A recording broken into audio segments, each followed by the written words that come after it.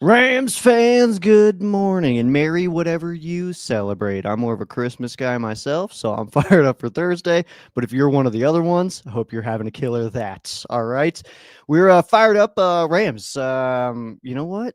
It could have been worse, I think. Could have been worse, I think, man. I'm just thinking I got to watch all these games over the weekend and our LA Rams falling by just 1 point to a division rival who's a very good football team. I'm just saying it could have been worse. I actually found something out this weekend that I wanted to share with the group, including Tuna. I am Sheriff Joe Bags, by the way. This is Tuna and the Sheriff.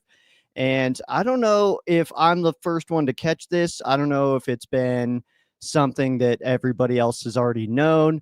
But I actually found out this weekend that the M in MVP actually stands for Matthew. Did you know that? I had no clue, man. How you doing, Tunes? Okay. That was good. That was good. I'm good. As we were discussing off camera, I think both of us had a very lazy Sunday. Yeah. I'm ill prepared for today because Nice. yesterday was our Christmas. Spent all day doing nothing. Yeah. Got to watch other teams. Like we said, other teams are very flawed. Other teams have some glaring issues. Rams have their own issues, which we're going to talk about today. I think I feel a little bit stronger about one particular issue than maybe other people. Um, do I think it gets fixed ahead of the playoffs and we see something a little bit different in this area? Maybe. I want to hear your take on it, but yeah, how are Well, you doing? I'm doing incredible, man. And I don't, you know what? I don't even really want to mess around, dude. Okay, so you just kind of teased something there, and I don't know what, but you're talking about fixing things before we get into the playoffs. And guess what? One of our biggest issues been all friggin' season, and we are addressing a change. Special teams has been such a Yeah. rough spot for the Rams. And the Rams have decided to make a move. Chase Blackburn no longer going to be controlling the special teams. It's so funny because we spoke briefly about this. I was at my sister's gender reveal on Saturday. Turns out she's a boy. It's crazy. Anyway, so it's I was there and like I was on my way up there and like as I'm driving, I do what I do, which is just like think about the Rams all the time. And so I'm driving up to Denver and I'm like, man, like special teams have just been a problem. Like I like Chase Blackburn, but maybe it's like earlier in the year we were kind of calling for his job and stuff like that. And it's like, ah, man, I do kind of want him to go, but it's like, you know what? We have 2 games for the rest of the regular season, 6 total, so it's like I don't know if this is the right time to make a move. And then I get basically to Denver with the news of we have decided to move on from special teams coordinator Chase Blackburn. So that does obviously change in. And Ben going to be leading the charge here, man. Do you think that this is actually going to be something that we see palpable evidence of like an improvement, or do you think this is going to be one of those things where it's like, oh, it wasn't really Blackburn. Turns out our players are a bummer. What's your perspective here? Man. I've been going back and forth on this because it's special teams is the one area where like I'm not the most familiar. This and like the secondary, like how they play. I don't know if there's a lot you can really do in this short amount of time, especially so late in the season. Like we're getting ready for week 16 or week 17, sorry. And like, what are you supposed to fix? Like you can't overhaul everything. Like there's not a it's not like an offense where you're coming over like, all right, we're gonna run the ball a lot more. Like it's special teams. It's either are you calling certain returns more? Are you changing certain personnel, like a player here or there? If it's a technique thing, if it's a bad habit thing on like where guys are going on the field, like, hey, on this return, on this punt coverage, are you going to this hash versus the outside of the numbers? I, I don't know how much you can change that in a week. I think maybe if anything, you get some more juice, like the old fired head coach thing, where it's like, oh, head coach is fired, interim comes in, and guys play harder for that guy for a few weeks. You could get that. I don't know. I don't really know how much can change. Like, it makes fans feel better for sure. Yeah, you're right. I would just say that I think that it's certainly possible that like in-game adjustments and scenarios could be, because it's like obviously like that Mevis missed kick was not the case there. You know what I mean? But I think this is one of those moves where it's like, hey, Chase, we're probably not going to bring you back next year. We got maximum 6 games left in this season. Let's see what Ben can do and see if there is any kind of spark. Maybe in game, it's like, hey, on this return, I saw this. If you maybe do this, then we break it off or something like that. Like I don't know the extent that this can be, a massive impact. But I'll say this: I don't think it can hurt. As much as I don't know, as much as we don't know how much it can help, I don't think it'll hurt us. I don't think it'll take special teams to do it. All of a sudden, Mevis is like kicking him into the stands, and like Ethan Evans is like dropping, like he can't even catch a snap anymore or something like that. It's like that's not going to be the case. So either way, we should be good. And then I just want to address this comment. Yes, we are live. This is live right now. I'm a real person. Yeah. I mean, it could be even something as simple as like what the coach, like the process to getting ready for the week. Are guys prepared? Like, hey, that kick return could be the result of, or that punt return touchdown by Rashid Shaheed could be the result of like, hey, did you guys even prepare for this week? Like in the fourth quarter, if we're in this situation, if that guy's back there, if we're punting from the 20 or beyond, don't punt it to him, and then you don't follow your own rules and you get a return for a touchdown, like the worst case scenario. It could be that too. Like it could be not on field stuff. It could be during the week stuff that he was fired for as well. And we'll never know because you know how the Rams are. They don't really tell stuff like that. Absolutely true. The only thing that I can say outside of any of that's just pure speculation is, and I guess to some level this is, but I would say that pretty confidently this is probably the most awkward special team season that I can remember from the Rams. So I don't think a change is a bad thing. I'm excited for it. Yeah, it's been so weird. Like we can't break off returns. We got the return obviously against us, which was a absolute momentum killer for the Rams. Josh Carty all of a sudden can't hit anything after being incredible his rookie season. Alex Ward to start the season at long snapper just couldn't even get a rotation right on a ball. So we had to bring back Jake McQuaid from the St. Louis days and stuff. It's just been such a weird special teams year. I don't recall ever having so much conversation about special teams in season for a Rams team. I don't recall. Weird as fuck. It comes down to, like you said, it could be a confidence thing. Like it starts with that. It's like, how does your kicker drop off to face the earth? How is it your snaps are now an issue? How is it your kickoff changed so drastically where for like the first month it was like, oh dude, no one can get like handle the returns on kick return. And then now it's like, oh, we just punt it through the back because we're just waving the white flag. 2 first downs and everyone's in field goal range. Yeah, it's a weird vibe, but like we did say, this is a move not for the next 2 weeks. This is a move for, in McVay's opinion, for 6 games. Like this is a 6 games worth change. Like you have a month and a half of football. If you're a Ram, if you're inside that Rams building, you're thinking you have a month and a half left. That's enough time to go see what Coach Katuga, however you say it, Coach K, can change and help this. But just don't be the worst in the league. Just don't be the worst. Absolutely right. You're 1000%. I think you're absolutely nailing it. Is in a game like that for really what was for the number 1 seed, you see 2 special teams plays be the reason that you are probably playing on the road in wild card weekend instead of watching at home, watching other teams play. Then so but there's two other sides of this football, and offense, defense. I think that where do you want to start? I was going to ask you that, man, because I think overall, the way that I kind of feel, and I'll kind of give you my general vibe here, is that general vibe. That's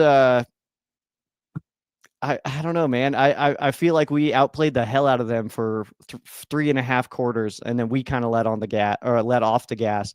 I truly feel that way. Like my confidence level in the Rams going all the way, not even dented, man. I'll tell you that. I think that there are certainly things to look at where it's like, oh, hopefully we fix that. Hopefully we fix that. Well, it's like, well, I mean, until we're no longer guaranteed to play a football game the next week, I ain't that mad about stuff. You know what I mean? Like, so it's like we lose to Seattle, and it's like that sucked. That was a bummer, especially the way it all happened and stuff. But it's like, hey, we still play next week, so that's kind of where Yeah. I'm at. And I just feel like this is such a damn good football team that I don't know, man. I'm still feeling great about it.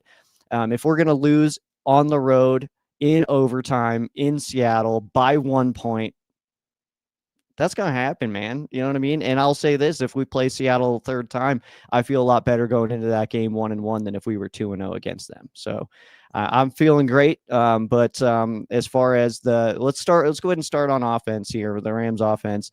I'm feeling good about it, man.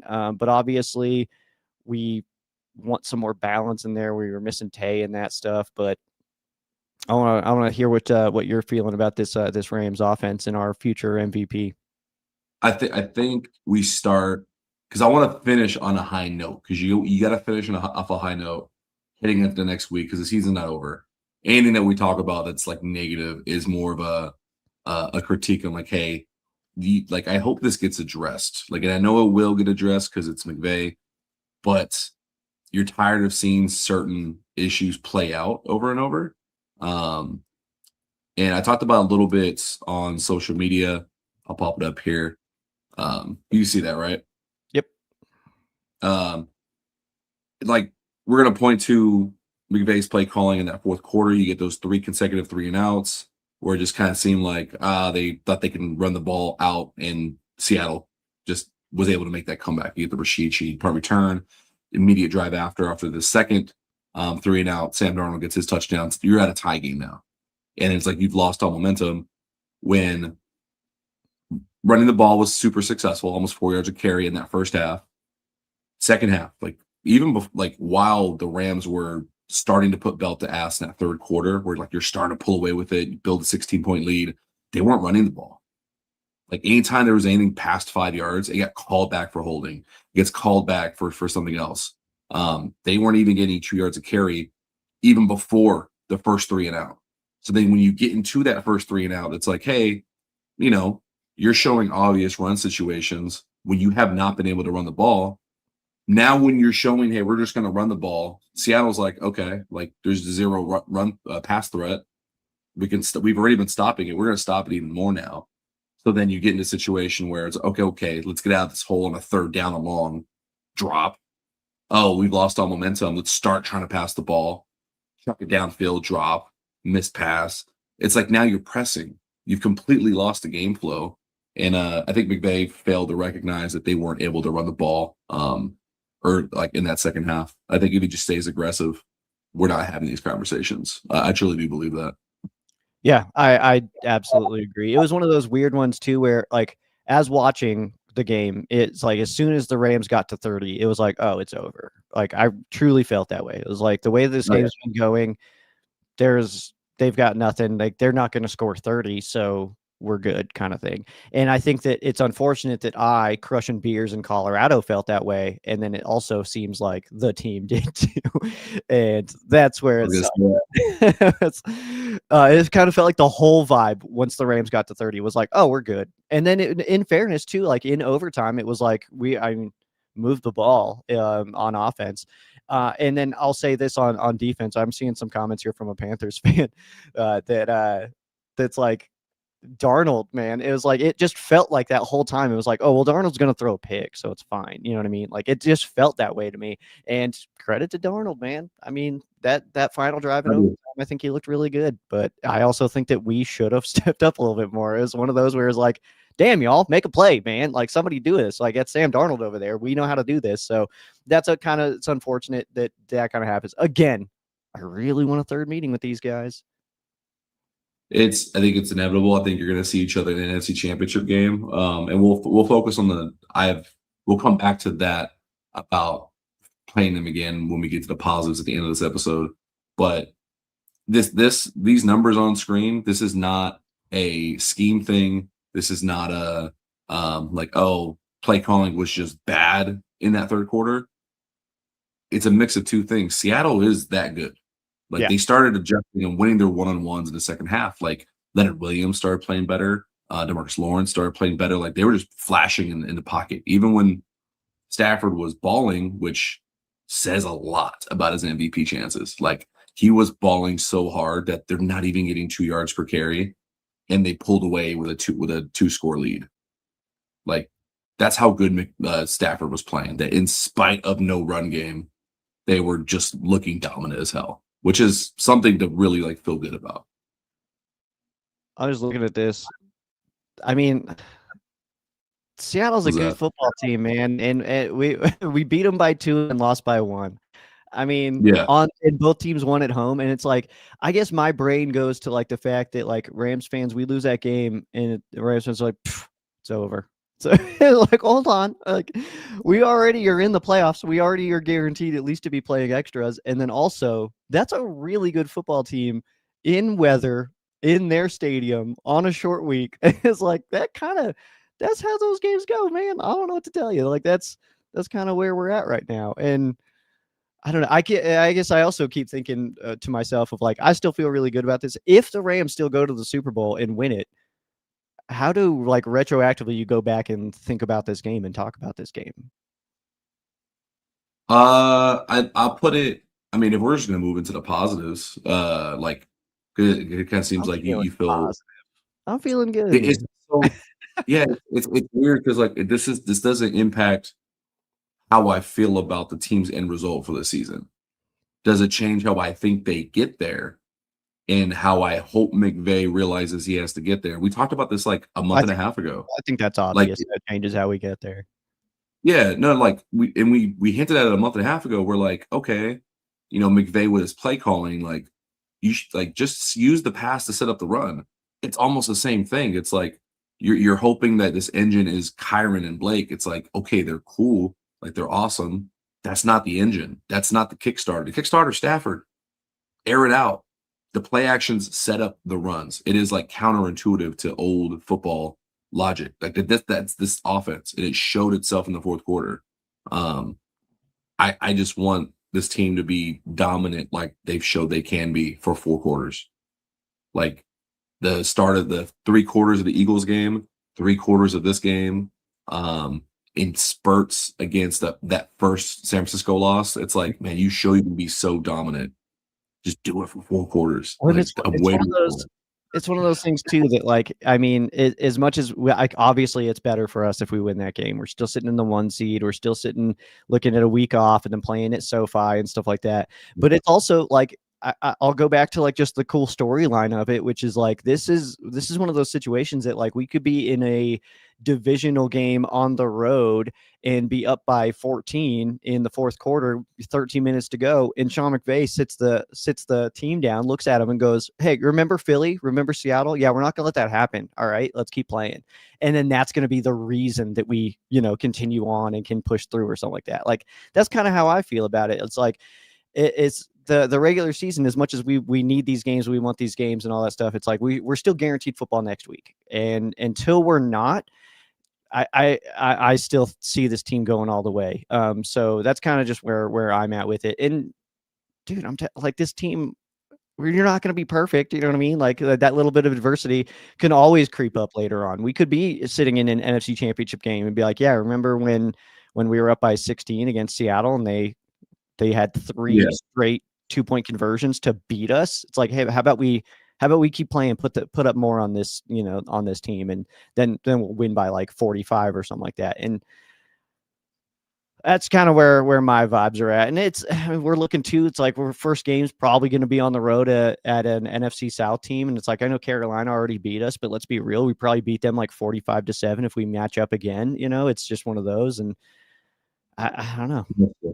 Yeah, much different. Just understanding like what these guys can do. Carolina, like understanding how they're going to attack you. Like the second matchups matter. Kind of like what Stafford actually said post game. It is extremely difficult to beat a team twice, if not 3 times. Kind of bringing it back to Seattle there. I do want to touch on this real quick before we get truly into the what people will call us as homers of like just being overly positive in the face of adversity. Um, the secondary, I've this is where I think we might differ. because we have not talked about this. I Yeah, do think that there's I don't want to say there's a problem in the secondary. I still think it's more on Shula and his play calling, like equally how McVay went conservative. I think you get the same thing from Shula, whether it's a loss of focus for that, for that last 10 minutes, or just going back to, all right, no blitzes. We're going to go back to quarters and watch good teams march down the field. And then we're like, okay, then we'll tighten up. yeah. Um, that plus this team is missing Quinton Lake. Absolutely, they're missing Quentin Lake. I agree. It's Yeah. it's one of those things where it's like it because we always kind of do that bend but don't break. It would be so exciting to see like just on a first down play in that kind of situation where where they're starting to kind of creep back and gain momentum on like first and second down, just like send the house and just see what happens. Like just all of a sudden be aggressive out of nowhere from their own 30-yard line. Just that would be really interesting to see. You're absolutely right. We are missing Quentin Lake big time.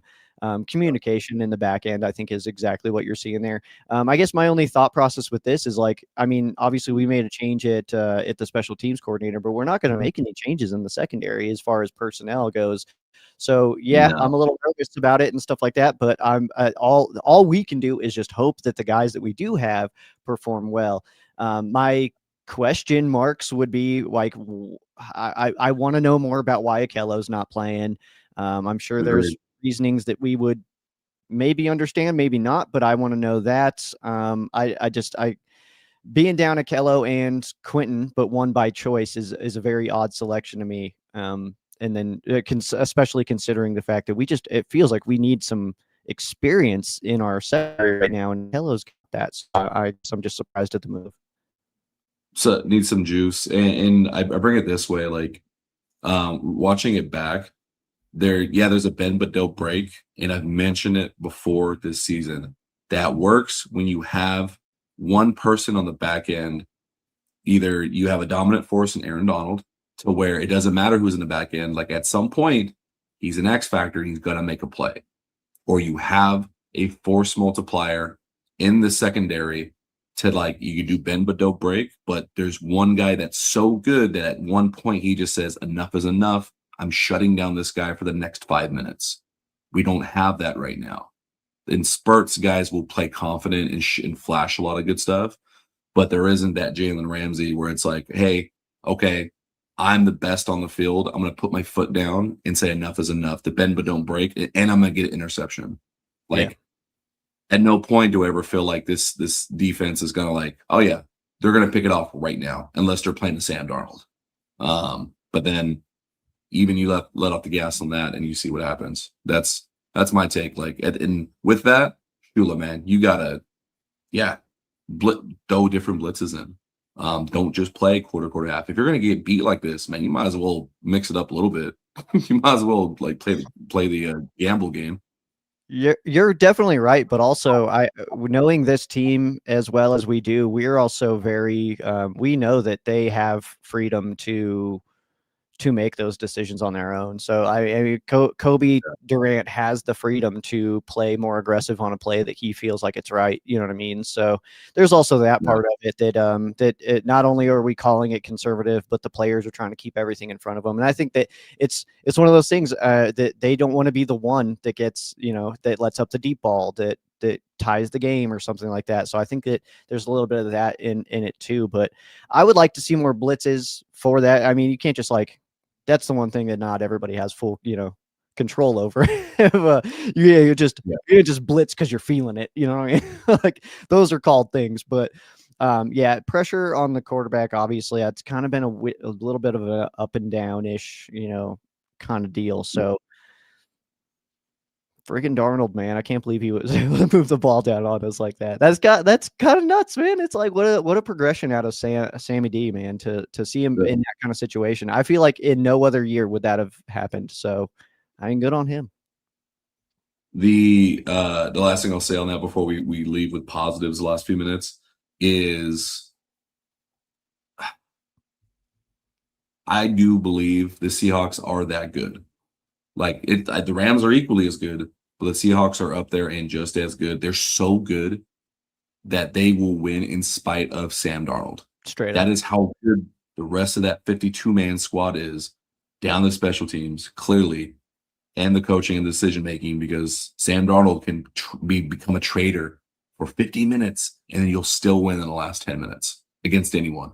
That makes them legitimate, just as legitimate as the Rams are. These two teams will be playing in an NFC Championship game. I agree. So, Dude, moving freaking on to the positives. Shaheed played us 3 times, and the biggest burn happened right in the fourth quarter of the last one, dude. God, dude. We might play him before. We'll see. And that's what it comes down to. When you play somebody so many times, you need that force multiplier. You need one guy to say, I'm better than everyone else. Yep. Strategy goes out the window. And one thing that's going to help the Rams is this guy.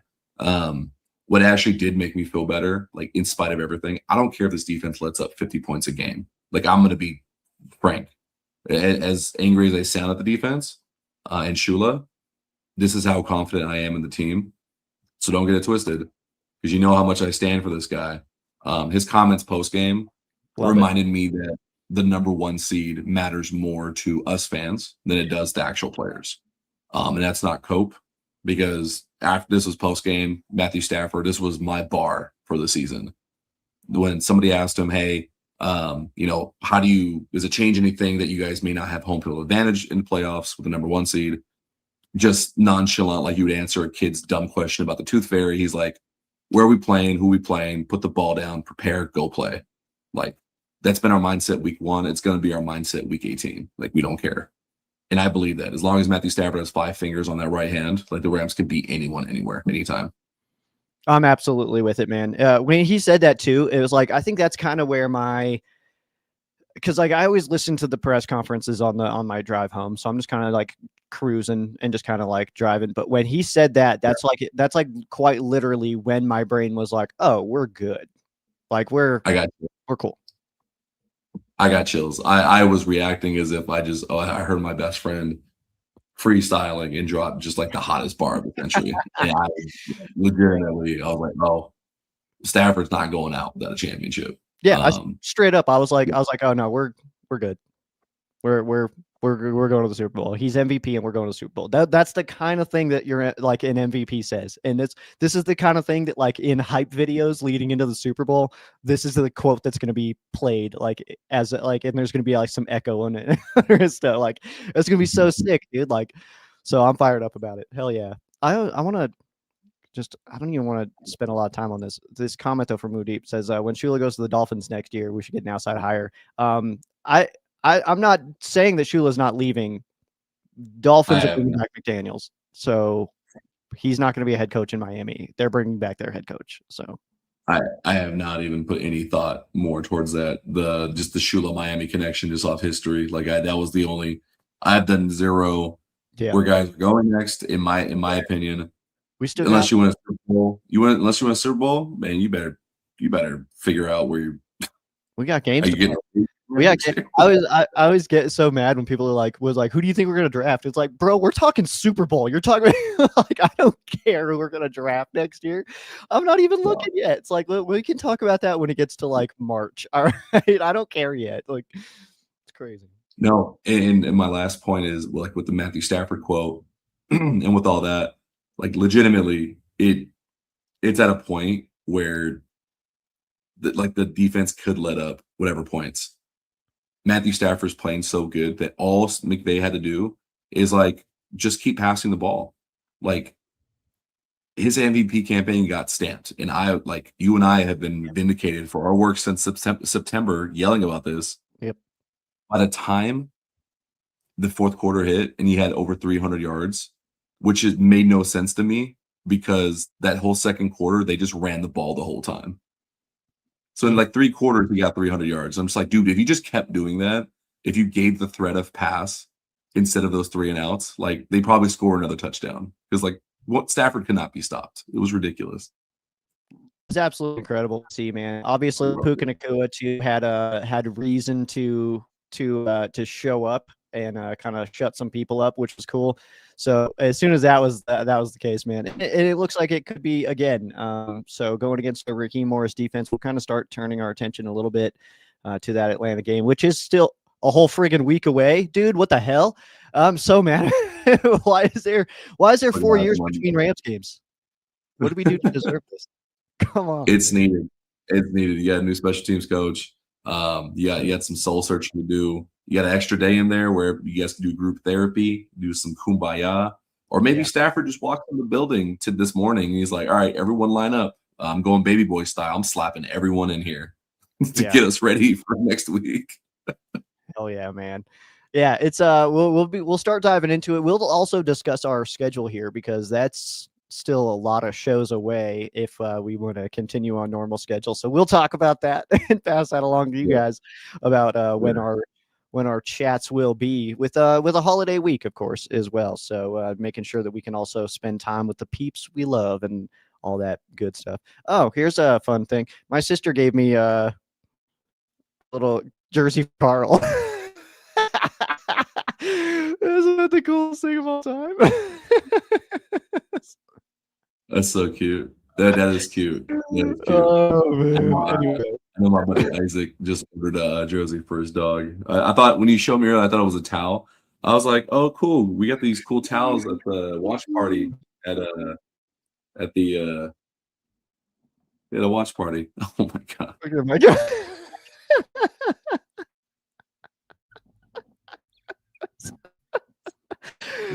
My favorite thing of all time. Oh, it's so funny. Oh, so done. I'm so done. All right. All right. Yeah. On that note, what do we miss as we fade off here, man? As we fade off in the distance, that will cut off in the middle of the conversation. If you're not accustomed to it. Favorite innocuous little festive things about Christmas that you enjoy? Me, I love a good neighborhood lit up in lights. I love it. Like, just it's festive. I love it. Whole neighborhood does it. I'm here for it. I love that. I'll piggyback on that a little bit. Flying into my home city, Colorado Springs, flying in around Christmas at night when all the lights are on when you're flying. I love that. That's great. Something about seeing presents under a tree, like inside of a solid, like a warm home. It's like, there's presents for everyone. Like, it's coming. Give me a eggnog. So good. Love it. Yeah, you miss me with that unless it's got something in it. You just crush an eggnog on its own. Oh, straight up. Yeah. It's not good. I'll have so much eggnog stuck in this mustache. That's gross.